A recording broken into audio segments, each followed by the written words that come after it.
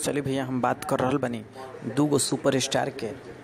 भोजपुरी में दिनेश लाल निरहू और खेसारी लाल के रो लोग जानते बानी। दोनों सुपर स्टार के बात हो रहल बा, काहे कि पहली बार दोनों सुपर स्टार के एक बार फिल्म रिलीज होखा था।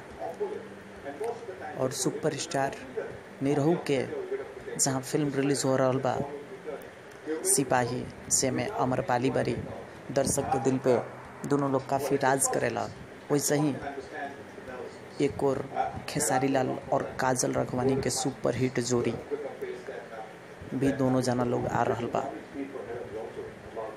और जैसे कि हम बात करत तनी कि सिपाही में भी ज़बरदस्त गाना बा और पब्लिक भी काफ़ी लोग पसंद करी। वैसे ही खेसारी के भी फिल्म हम हैं हिंदुस्तानी रिलीज हो रहल बा और पब्लिक के इससे भी काफ़ी उम्मीद बा। जे पहले बाबरी मस्जिद नाम रहे, जगह चेंज करके हम हैं हिंदुस्तानी रिलीज नाम कइल गई और आखिरकार ये फिल्म रिलीज होकर रहल बा। ता ई दोनों जना में पंगा हो रहल बा और ई दोनों जना में आखिर रिस्पॉन्स केकरा मिलता ई तो आवे वाला दिन में ही पता चली। रो लोग के हम लेटेस्ट न्यूज़ अपडेट बतावत रहब। रो लोग हमारे चैनल के सब्सक्राइब करी, हमार न्यूज़ अच्छा लगा तो लाइक करी, कमेंट करी जा।